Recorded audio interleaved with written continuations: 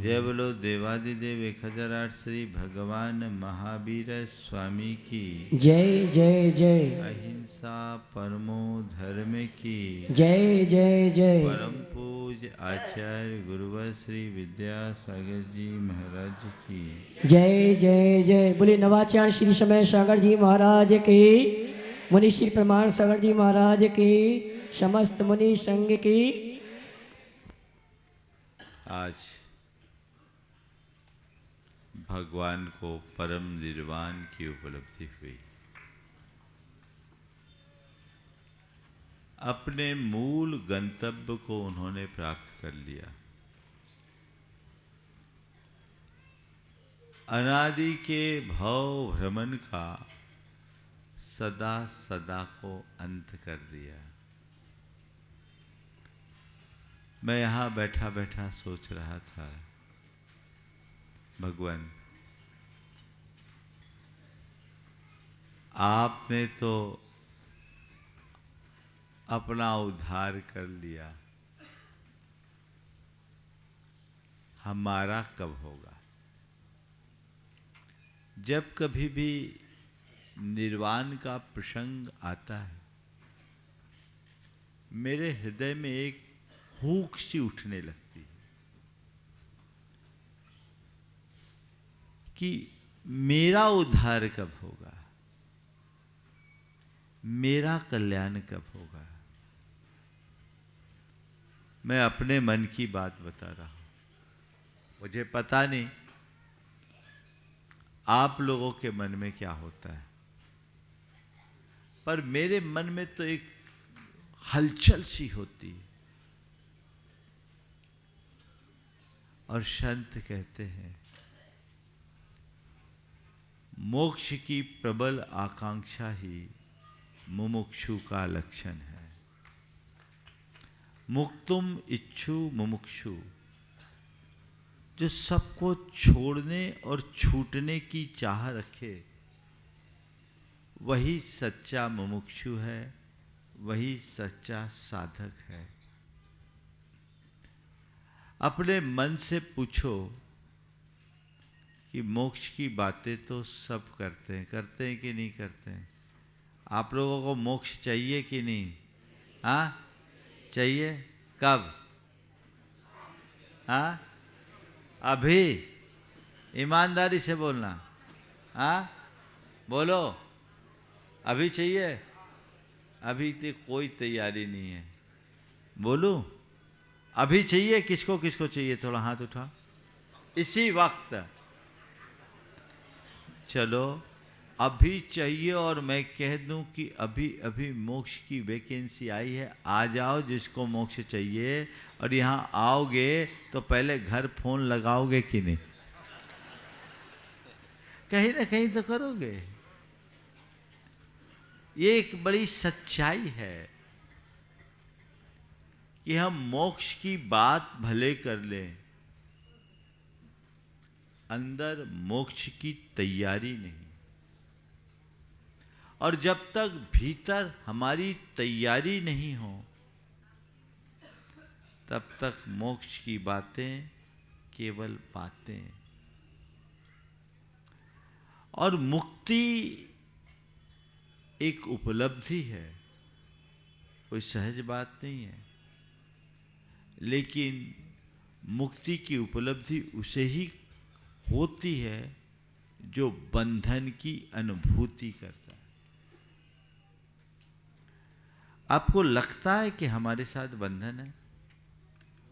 हम मोक्ष की बात करते हैं, हमें मोक्ष मिल जाए, मिल जाए, मिल जाए। किससे मोक्ष मिले? किससे? बंधन से ना। कभी लगता है कि मैं बंधन में बंधा हुआ हूं?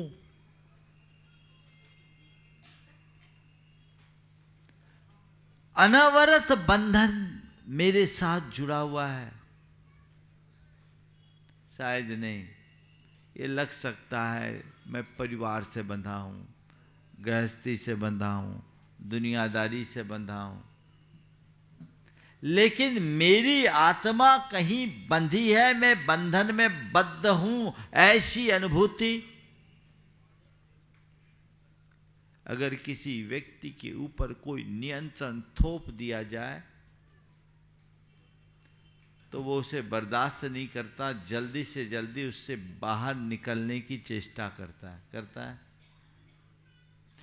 तो वो बंधन से मुक्त होने की चाह मन में रखता, वो उसे बर्दाश्त नहीं कर पाता। संसार का इतना प्रगाढ़ बंधन है,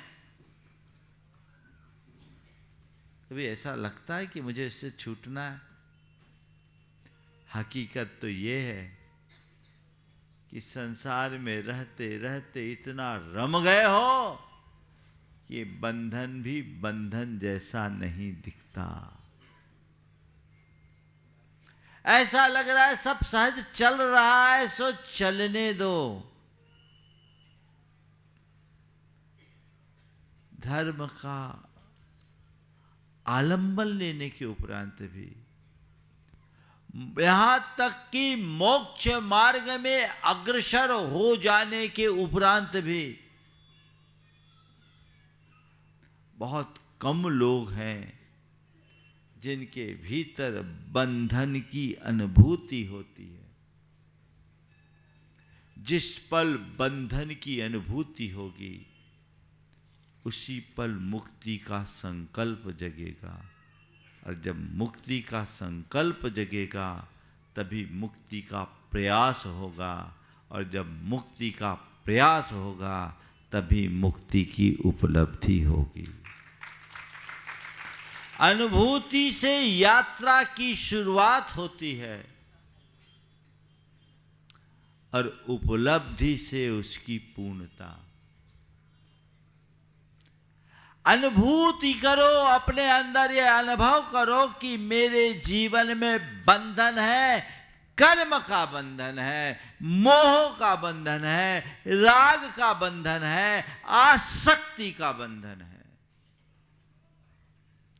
और ये बंधन मेरी चेतना को जकड़े हुए है, मेरी आत्म शक्तियों को कुंठित किए हुए है। इनके कारण ही मेरे जीवन में दुख है, द्वंद्व है, दुविधा है और दुर्बलताएं हैं। अब मुझे इन बंधनों को काटना है। कभी लगता है शास्त्र पढ़ते समय भले लग जाए, प्रवचन सुनते समय भले लग जाए, लेकिन हकीकत तो यही है, सब यथास्थिति चल रहा है, चलने दो, जो है सो चलने दो। कदाचित दुख मिटे ऐसा भाव भी होता है, तो ये जो ऊपर का दुख है, संयोगाश्रित दुख है, उसी दुख को दूर करने का भाव होता है। प्रतिकूल संयोगों से मुक्त होने की चाह होती है, ये सब छूट जाए, ये सब छूट जाए, ये सब छूट जाए। पर असल दुख का तो एहसास ही नहीं। भगवान मुक्त हुए ना, भगवान के ऊपर क्या बंधन था बोलो? सारा संसार भगवान से बंधा था, भगवान को क्या बंधन था? तुम जिसको बंधन मानते हो वैसा भगवान के लिए कोई भी बंधन नहीं था।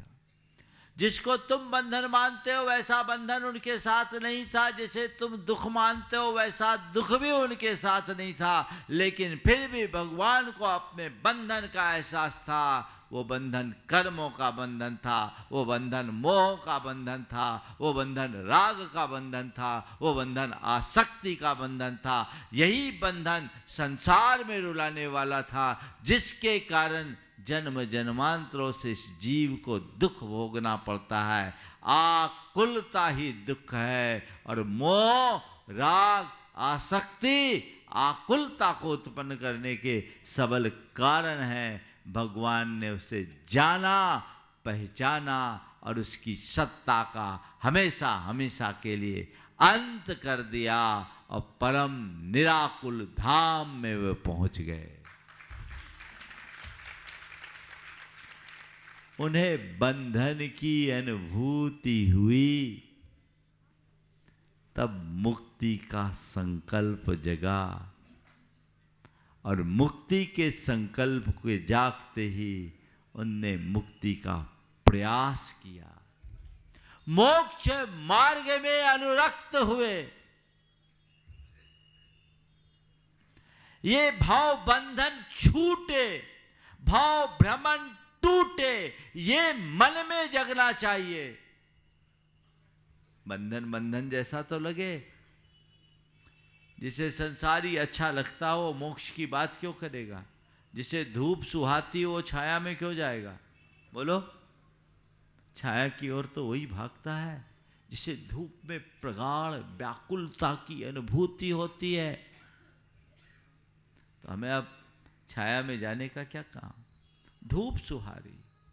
संत कहते यो यस्त्र यत्र निवसन्नास्ते सतत्र कुरते रमे रतिम, जो जहां रहता है वो वहीं रम जाता है, और आज तक तो केवल उसी में रमे हो।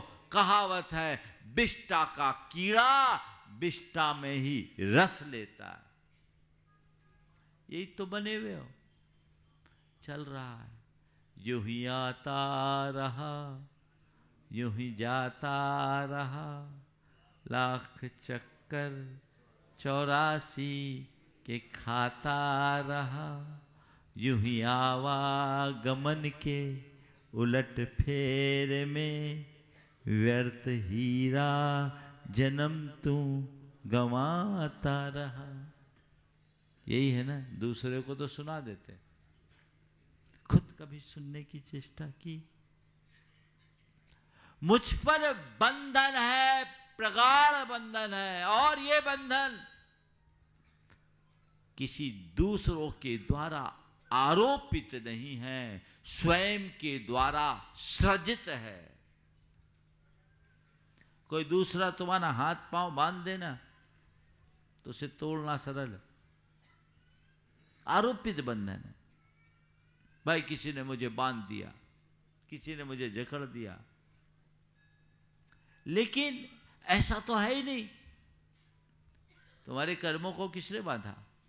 तुम्हारे मोह, तुम्हारे राग, तुम्हारी आसक्ति का ये जो बंधन है, किसके द्वारा किया हुआ है? ये किसी और के द्वारा नहीं, स्वयं के द्वारा सृजित बंधन है। और तुम उस बंधन में और ज्यादा बंधते भी जा रहे हो। कहते हैं कोई किसी से हिप्नोटाइज हो जाता है ना, तो सामने वाला जैसा जैसा कहता है वो वैसा वैसा करते रहता है, क्योंकि वो सम्मोहित हो गया है। कर्म ने भी हमारी चेतना को इस प्रकार सम्मोहित कर लिया कि हम कर्म की भाषा ही बोलने लगे हैं, कर्म के अनुरूप ही व्यवहार करने लगे। जैसा कर्म खेल खिलाता है, हम खेलते जाते हैं और बंधन में बंधते जाते हैं। हमारा बंधन उत्तरोत्तर प्रगाढ़ से प्रगाढ़तर होता जा रहा है। अनुभूत कीजिए, अपने बंधन का अनुभव कीजिए। जब ये अनुभव होगा तब मुक्ति का संकल्प जगेगा। जिसने ये जाना उसे ये संसार दुखमय दिखा, और जिसने संसार को दुखमय समझा उसने ही सुख का रास्ता अंगीकार किया। भगवान को ये संसार दुखमय दिखा था, और वो जानते थे कि इस दुखमय संसार से मुक्त होने के लिए मुझे सामान्य को अंगीकार करना पड़ेगा, मोक्ष मार्ग पर चलना होगा। संकल्प जगा, वे प्रयास किए, मोक्ष मार्ग में आरूढ़ हुए। सारे धन वैभव राजपाट सत्ता साम्राज्य सबका एक पल में परित्याग कर दिए। परिणाम, आज उन्हें मुक्ति की उपलब्धि हो गई। उन्होंने अपनी प्रथम देशना में हमें क्या कहा? क्या कहा? बंधन काटना है तो द्वंद्व में लगे रहो, क्या कहा? उन्होंने एक ही बात कही, पड़ी वज्जदु सामन्नम जदि इच्छति दुख परिमोक्षम। यदि तुम मुक्ति चाहते हो, दुखों से मुक्ति चाहते हो, तो सामान्य को अंगीकार करो। ये किसका उपदेश है? बोलो, किसका उपदेश है? प्रमाण सागर किसका? भगवान का। भगवान ने कहा, और भगवान ने कहा ही नहीं, किया है। पहले उनने किया, फिर कहा। और तुम लोग कहते पहले हो, करते तो हो ही नहीं। उल्टा काम है। अनुभूति अंदर ऐसी हो, तड़पन होनी चाहिए। संसार में पीड़ा हो। शिष्य ने गुरु से कहा, गुरुदेव एक अरसा बीत गया आपके पास रहते रहते। आपने कहा था कि मैं तुझे परमात्मा का साक्षात्कार कराऊंगा, पर साक्षात्कार की तो बात बहुत दूर, आभास भी नहीं। क्या आपके चरणों में आने के बाद भी मुझे आपकी कृपा के प्रसाद से वंचित रहना पड़ेगा? गुरु बहुत पहुंचे हुए थे। बोले चल तुझे आज मैं उसका रहस्य बताता हूं। गुरु की कुटिया के बाजू से एक नदी बहती थी। गुरु शिष्य दोनों नदी में कमर तक पानी में उतरे। स्नान करने के बहाने पानी में उतरे, कमर तक पानी में उतरे, और अचानक गुरु ने झटके से शिष्य की गर्दन पकड़ी और पानी में डुबो दिया। झटके से डुबोया, शिष्य कुछ समझ नहीं पाया, लेकिन एकदम से घबरा उठा, तिलमिलाकर प्रतिकार किया। शिष्य जवान था, बाहर निकला। बाहर निकलने के बाद जब बाहर आया, गुरु ने ये पूछा, बता आज तक तूने मेरे किसी बात का प्रतिवाद नहीं किया, आज इतनी ताकत से मेरा प्रतिवाद क्यों कर दिया? आज तक तूने मेरी किसी बात का प्रतिवाद नहीं किया, आज इतनी ताकत से मेरा प्रतिवाद क्यों किया? बोले गुरुदेव नहीं करता तो क्या करता, श्वास लेना मुश्किल हो रहा था, घुटन हो रही थी, मैं तो मर जाता, और आज आपसे मुझे परमात्मा का रहस्य जानना था, उससे भी वंचित हो जाता। गुरु ने समझाया, कहा बस यही है रहस्य। श्वास के अभाव में घुटन होने जैसी, घुटन होने के कारण जो तूने जो प्रयास किया, जिस दिन तुझे संसार में घुटन होने लगेगी, उसी दिन तू परमात्मा का आभास कर लेगा।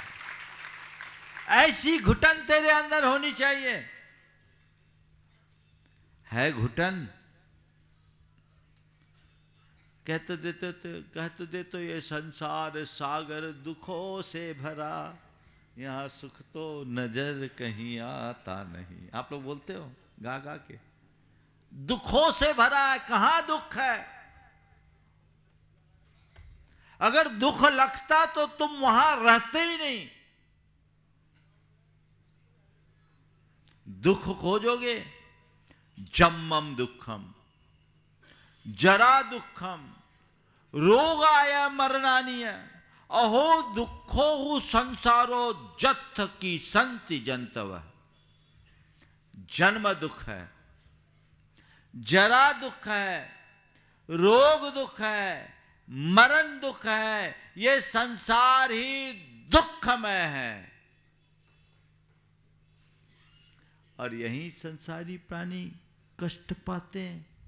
सब कुछ दुखमय है।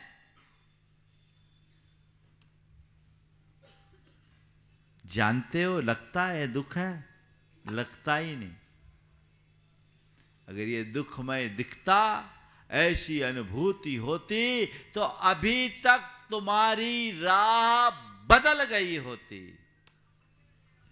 राह नहीं बदल रही, दृष्टि नहीं पलट रही, इसका मतलब तुम्हें संसार में ही रस आ रहा है। वैराग्य जगे, जानते सब हो, ये पता है महाराज सही कह रहे हैं कि नहीं कह रहे? बोलो, सही कह रहे हैं कि गलत? हाँ, सही कह रहे हैं। महाराज कभी गलत कहते हैं क्या? नहीं कहते हैं। महाराज सब सही कहते हैं। हाँ, एक ने एक बार कहा, मैंने एक दिन शायद शंका समाधान में बोला, आज रिपीट कर देता हूं, इसलिए कह देता हूं, सामने वाला यहीं बैठा है, नाम नहीं ले रहा हूं, कि महाराज जो कहे सो सुनो पर मानो मत। महाराज जो कहे सो सुनो पर मानो मत। क्यों? क्योंकि अपने को संसार में रहना। महाराज की बात मान लेंगे तो संसार से पार हो जाएंगे, मोक्ष मिल जाएगा। और हम लोग संसार से पार हो जाएंगे तो संसार कौन संभालेगा? इसलिए महाराज की सुनो, मानो मत। भैया संसार में रहना है तो सुनो, मत मानो। और पार उतरना है तो जितना सुनो उतना मानो। जानिज्जयि चिंतिज्जयि जन्म जरा संभवम दुखम नहु विषयेषु विरज्जयि अहो सुबद्धो कवड ग्रंथि। तुम्हारे द्वारा जानने में आता है, तुम्हारे द्वारा चिंतन में आता है, तुम्हारे मनन और मंथन में आता है कि जन्म जरा से उत्पन्न दुख क्या है। फिर भी विषयों से विरक्ति का भाव नहीं होता। क्या कहूं? अहो सुबद्धो कवडग्रंथि, तुम्हारी माया की गांठ बड़ी पक्की हो गई है, खुलती नहीं है और खुलेगी भी नहीं। इसको तो काटना पड़ेगा। जब ये गांठ कटेगी तब रास्ता खुलेगा। अपने इस अज्ञान से मुक्त होने की जरूरत है, तब अपना कल्याण होगा। तो भगवान का मोक्ष कल्याणक हमारे लिए एक प्रेरणा बनकर आया कि हम बंधन की अनुभूति करें और मुक्ति का संकल्प जगाएं। पहला काम संकल्प का है। अब मुझे इस संसार के आवागमन से बाहर होना है, ऐसा संकल्प जगाओ। मैं संसार को समेट पाऊं ये बात की बात है, संसार को बढ़ाऊं नहीं, ये संकल्प होना चाहिए। इसके लिए तो राजी हो जाओ। संसार को बढ़ाना और संसार को समेटना। भगवान के रास्ते पे चलोगे तो संसार सिमटेगा, और अभी तक जिस रास्ते पे चल रहे थे उसी रास्ते पे चलोगे तो संसार बढ़ेगा। मैं तुमसे कहता हूं, प्रथम चरण में भगवान के बताए रास्ते पर न चल पाओ, अभी कोई चिंता नहीं। इतना तय कर लो कि अभी तक जिस रास्ते पे चल रहा था अब उस रास्ते में नहीं चलूंगा, उस रास्ते में नहीं बढ़ूंगा। तुम्हारा संसार वहीं पर थम जाएगा। संसार थमेगा, वो आगे नहीं बढ़ेगा। इतना तो करो, अगर मुक्ति का संकल्प जग गया, संसार का विस्तार रुक गया, जीवन का उद्धार हो गया। ये दिशा और दृष्टि लेके जाओ। अब तक मैं भोगवादी सोच रखता था, अभी तक मेरी दृष्टि में केवल पदार्थ था। अब मैं आत्मोन्मुखी होकर के जीऊंगा। अब मैं भोग की जगह वैराग्य के रास्ते को अंगीकार करूंगा। अब मैं भोग विलास नहीं, त्याग संयम को अपने जीवन का आदर्श बनाऊंगा। कदाचित त्याग संयम के क्षेत्र में आगे बढ़ ना पाऊं, कोई बात नहीं, पर भोगों की आसक्ति में अब मैं मग्न नहीं होऊंगा। अब मैं अपने जीवन की चर्या को बदलूंगा, दृष्टि को बदलूंगा, लाइफ स्टाइल में परिवर्तन करूंगा। ये संकल्प होगा तो उद्धार होगा, तो पंच कल्याणक तुम्हारा कल्याण कराएगा। नहीं तो ये 6 दिन का अनुष्ठान भर बन कर रह जाएगा। प्रोग्राम हो गया, अरे क्या हुआ, सुपर पंच कल्याणक हुआ। बहुत बढ़िया, बड़ा आनंद आया। क्यों सौधर्म, आनंद तो आया कि नहीं आया? आया, आनंद आया। 5 दिन के कार्यक्रम में बड़ा आनंद आया। ये स्वर एक कार्यक्रम में सम्मिलित होने का है। मैंने पंचकलानक को एक प्रोग्राम की तरह अटेंड किया। मुझे 6 दिन खूब आनंद आया, लेकिन ये पंचकलानक मेरे जीवन का अनुष्ठान बन गया। पूरे जीवन में ही आनंद भर गया। ये होना चाहिए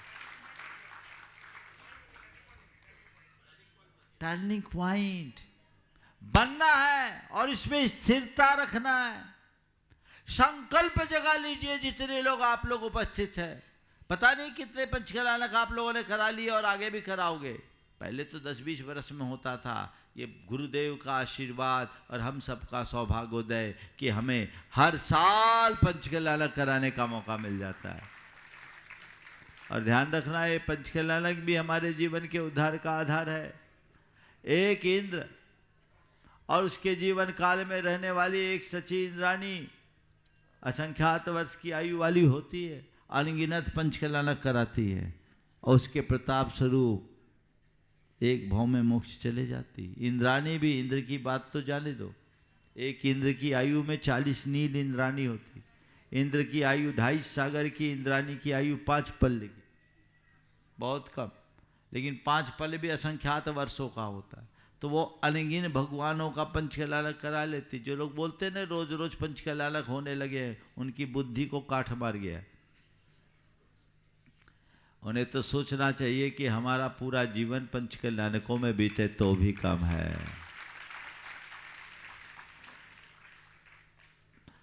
टर्निंग पॉइंट, मोड़िए अपने आप को। दिशा अब बदलनी चाहिए। यही परिवर्तन है। तो मुक्ति का संकल्प अब विस्तार नहीं, विराम। अभी तक जिधर देखते, एक बार किसी ने गुरुदेव से कहा, गुरुदेव मोक्ष मार्ग क्या है? एकदम संक्षेप में बताएंगे आप? गुरुदेव इसरी में थे, तब की बात है, 1983 में कोलकाता के एक सृष्टि पहुंचे। गुरुदेव मोक्ष मार्ग को एकदम संक्षेप में जानना हो तो कैसे जाने? तो गुरुदेव थे, सूत्रों में बड़ी बड़ी बातें कर देते। उनने कहा, अभी तक जिधर मुंह है उसका नाम संसार, और जिधर पीठ है उसका नाम मोक्ष। कुछ मत करो, जिधर मुंह है उधर पीठ कर लो, और जिधर पीठ है उधर मुंह कर लो, मोक्ष मार्ग हो गया। This called turning. टर्न लेना, क्या करना? U turn. क्या करना? तुम लोग तो सब पलटी मार हो, पता नहीं कितनी बार पलट जाते हो। पलट जाते हो, वैसी पलटी नहीं, स्थायी पलटी। पलट दीजिए अपनी दृष्टि को, मोड़ लीजिए अपने आप, अपने मन को, तब जीवन धन्य होता है। मुक्ति का संकल्प, फिर मुक्ति का प्रयास। मुक्ति का प्रयास, तब मुक्ति की उपलब्धि होगी। भगवान ने बंधन की अनुभूति की, मुक्ति का संकल्प जगा, उसके लिए उन्होंने प्रयास किया, आज उन्हें मुक्ति की उपलब्धि हो गई। वो हम सबको भी यही कह गए, जिस दिन तू मुक्ति के लिए संकल्पित होकर सच्चा प्रयास और पुरुषार्थ करेगा, प्रयास पूर्ण होते ही मुक्ति की उपलब्धि होगी, इसमें कोई संशय नहीं। एक बार एक युवक ने मुझसे पूछा, महाराज पंचम काल में मोक्ष नहीं है, हमने सुना। हमने कहा, भैया सही सुना, पंचम काल में मोक्ष नहीं होता ऐसा हमने सुना। बोले हाँ, हमने सही सुना। तो महाराज जी, जब मोक्ष नहीं है तो आप मुनि काहे बने? पंचम काल में मोक्ष मिलना ही नहीं है, ना आपको मिलना है ना हमको मिलना है, तो मुनि क्यों बने? फिर ऐसे ही रहते, जिस काल में मोक्ष मिलेगा उस काल में मुनि बने। मैंने कहा, किसने कहा कि मैं मोक्ष पाने के लिए मुनि बना? मुझे मोक्ष चाहिए नहीं। और अभी भी आपको बोल रहा हूं, मैं मोक्ष पाने के लिए मुनि बना ही नहीं, मुझे मोक्ष चाहिए ही नहीं। महाराज क्या हो गया आज आपको, कहीं कुछ गड़बड़ तो नहीं हो गया? नहीं भाई, गड़बड़ हो नहीं सकता। मैं वापस दोहरा रहा हूं, मोक्ष पाने के लिए मैं मुनि बना ही नहीं, मैंने तो केवल मोक्ष मार्ग के लिए मुनि पद को स्वीकारा। पंचम काल में मोक्ष नहीं, मुझे इसकी कोई परवाह नहीं, मोक्ष मार्ग है, इसकी मुझे खुशी है ना? बोलो मोक्ष मार्ग है कि नहीं पंचम काल में, है ना? तो वे लोग भाग्यशाली है जो मोक्ष मार्ग पर आरूढ़ हो गए। और कल मैंने क्या कहा था, मोक्ष मार्ग रेलवे का ट्रैक है, एक बार पकड़ लो तो गाड़ी पहुंचेगी, भटकेगी नहीं, डिले हो जाए पर पहुंचेगी जरूर।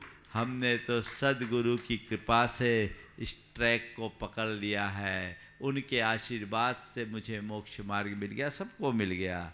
और हम लोग तय है, जो एक बार सच्चे मोक्ष मार्ग को पकड़ लेता वो मोक्ष को जरूर प्राप्त करता है। तो आप सबसे भी मैं कहता हूं, मोक्ष की परवाह मत करो, मोक्ष मार्ग पर चलो, मोक्ष मार्ग पर आरूढ़ हो जाओ। धीमी ही गति क्यों ना हो, चलो चलो चलो, आगे बढ़ो तो आनंद आएगा। हम लोग चलना ही नहीं चाहते,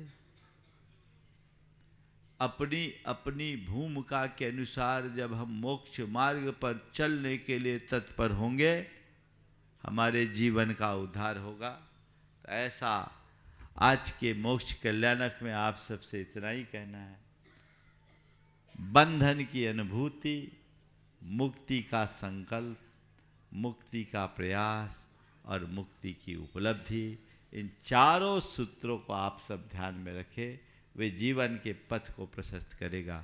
बंधुओं, ये पंच कल्याणक सानंद संपन्न हुआ।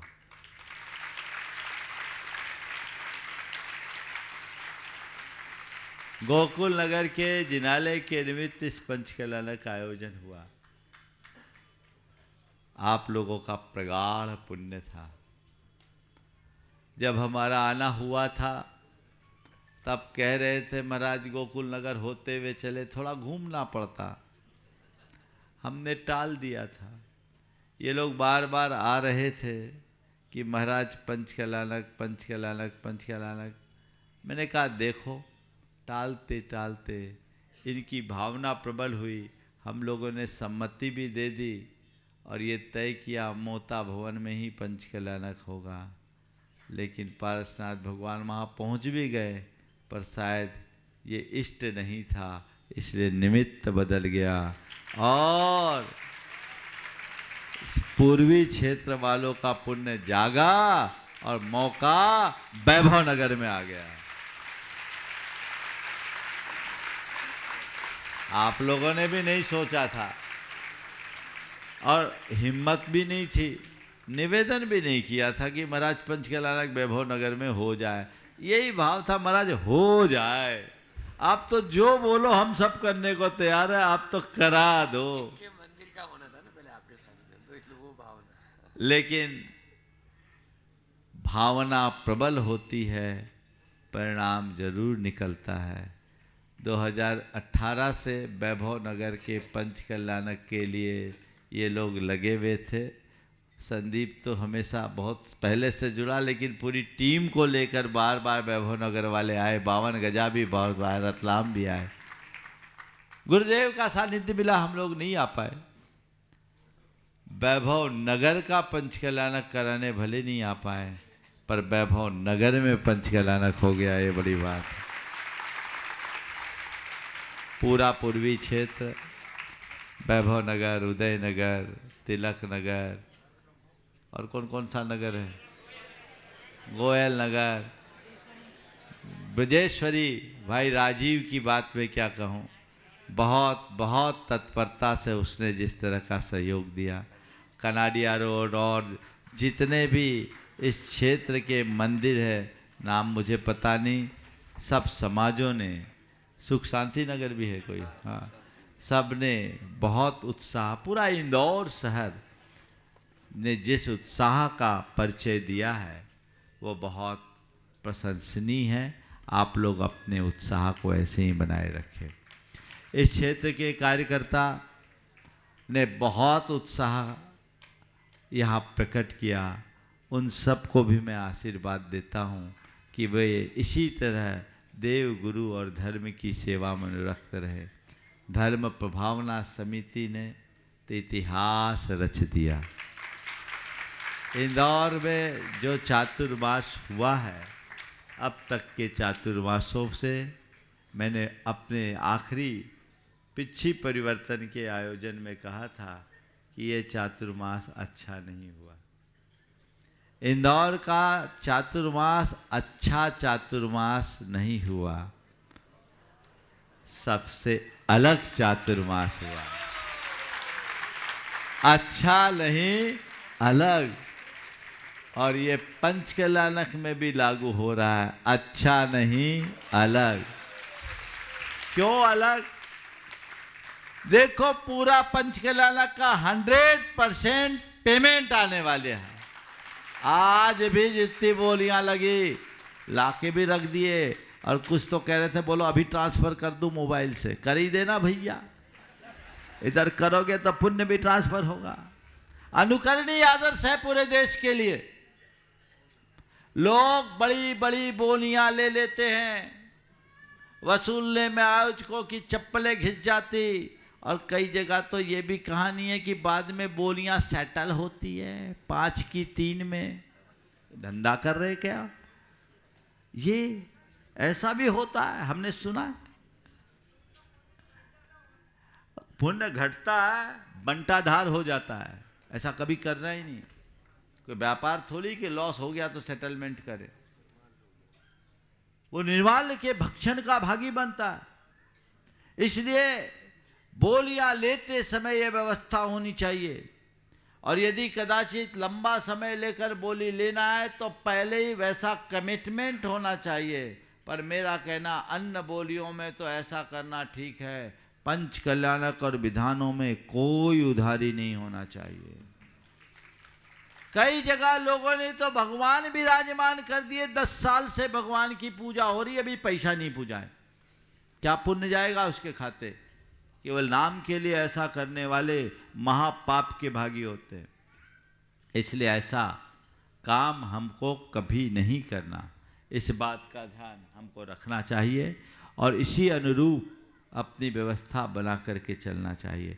तो मैं कह रहा था, ये पंच कल्याणक भी अलग हुआ। पूरी की पूरी धर्म प्रभावना समिति ने बहुत श्रम से सारा कार्य किया। मैं पूरी धर्म प्रभावना समिति को आशीर्वाद देता हूँ। पूरे धर्म प्रभावना समिति की ओर से, नवरत्नों की ओर से इस पंच कल्याणक के संयोजन का दायित्व हर्ष भाई को मिला, और उसने बहुत बहुत अच्छे तरीके से संपन्न किया। उसे भी आशीर्वाद देता हूँ। नामोल्लेख तो मैं अब नहीं करूँगा। सारी धर्म प्रभावना समिति में सब आ गए, जिनका नाम नहीं लिया वो भी आ गए, ऐसा समझ करके चलना। और सब तत्परता से ऐसे ही जुड़े रहे और आगे बढ़ते रहे, ताकि ये कार्य बहुत अच्छे से संपन्न हो। हमारे प्रतिष्ठाचार्य अभय भाई और अशोक भाई ने तो पूरे चातुर्मास की कमान संभाली। पहला चातुर्मास है, जिस पूरे चातुर्मास को संभालने वाले ब्रह्मचारी भाई हो, और जो पूरा आग्रह लेकर आए, आपने देखा। और उनके सहयोगी में अनिल भाई की बड़ी भूमिका रही। ये चातुर्मास इसलिए मैंने कहा सबसे अलग चातुर्मास हुआ। और इसमें एक कमी लग रही थी, पूरा चातुर्मास बीत रहा था और नितिन भाई स्थानीय होने के बाद भी कहीं इन्वॉल्व नहीं हो पा रहे थे। वो बहुत व्यस्त प्रतिष्ठाचार है। इनकी जीवनी लिखी जाएगी, अगर इनकी जीवनी लिखी जाएगी तो लिखा जाएगा प्रायः बाहर, कभी कभी घर में। वो योग बन गया। और अभय भाई ने खुद ने जब अस्वस्थता हुई और खुद ने फोन करके नितिन को बोल दिया, मैं तो सोच रहा था पर मैं तो सोच ही रहा था, मेरे पास खबर आ गई कि नितिन आ रहा है। बिल्कुल अभय भाई ने खुद ने बोला, बी प्लान मैंने अपने साथ रखा और सोचा कि नितिन भाई आ जाए, और इन्होंने बहुत अच्छे तरीके से इस पंच कल्याणक को संपन्न कराया। मैं उन्हें भी आशीर्वाद देता हूँ और सहयोग मंडली में अमित भाई, सुदर्शन जी, अशोक जी और राहुल, ये इन लोगों ने बहुत अच्छे से आपके सारे विधि विधान को संपन्न कराया। आपको इनके प्रति अपनी कृतज्ञता ज्ञापित करनी चाहिए। इस विधान के संपन्नता में आपके जितने लोग हैं, चाहे चैनल वाले हों, चाहे प्रामाणिक ऐप वाले हों, चाहे साउंड वाले हों, चाहे टेंट वाले हो, चाहे पुजारी गण हो, चाहे संगीतकार हो, चाहे आपकी व्यवस्था करने वाले हो, और चाहे आपको भोजन कराने वाले हो, आपके आवागमन की सुविधा देने वाले हो, आपके साफ सफाई की व्यवस्था करने वाले हो, प्रशासनिक व्यवस्थाओं को देखने वाले हो, उन सब के प्रति भी आपको कृतज्ञता ज्ञापित करनी चाहिए। और इस पूरे परिक्षेत्र के रहवासियों के प्रति भी आप लोगों को अपना आभार प्रकट करना चाहिए कि वे लोग इस आयोजन में सहभागी बनकर आयोजन को सफल बनाएं। ऐसा प्रयास सबको करते रहना चाहिए। सभी का मंगल हो, सभी का कल्याण हो। इस कार्यक्रम में ये अंतर्राष्ट्रीय पंच कल्याणक है।